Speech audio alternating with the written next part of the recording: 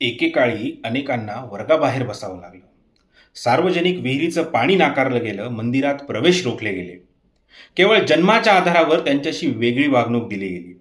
अशा अन्यायपूर्ण प्रथा पुन्हा रुजू होणार नाहीत याची घटनात्मक हमी देणारं कलम म्हणजे आर्टिकल 15, भारतीय राज्यघटनेचं समतेचं वचन. हे सगळं आपल्या इतिहासाचा जरी भाग असलं तरी दुर्दैवाने अशा घटना आजही काही ठिकाणी दिसून येतात. जसं जसं काळ जाईल तसं नक्की यात सुधारणा होतील. म्हणूनच आर्टिकल 15 हा भारतीय संविधानातील सामाजिक न्यायाच्या सर्वात महत्त्वाच्या आधारस्तंभांपैकी एक मानला जातो. मागील भागात आपण बघितलं आर्टिकल 14 जे सांगतं सर्वजण कायद्यापुढे समान आहेत.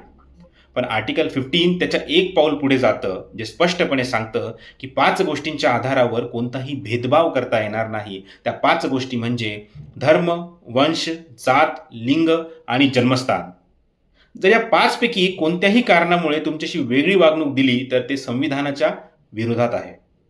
आणि एक महत्त्वाचं म्हणजे अनेकांना वाटतं की हे नियम फक्त सरकारसाठी आहेत, पण तसं नाही. आर्टिकल 15 मधील द्वितीय भागानुसार सार्वजनिक सेवा देणाऱ्या खाजगी व्यक्तींनाही हे बंधन लागू होतं. म्हणजे हॉटेल, रेस्टॉरंट, दुकान किंवा इतर सार्वजनिक ठिकाणी जात, धर्म किंवा जन्मस्थानाच्या आधारावर प्रवेश नाकारणं कायद्याला मान्य नाही.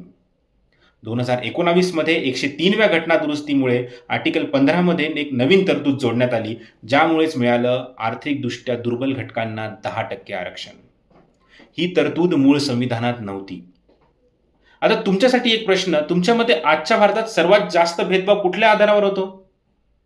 कमेंटमध्ये नक्की सांगा, कारण संविधान फक्त वाचायचं नसतं, ते समजून घ्यायचं असतं. Thank you for watching.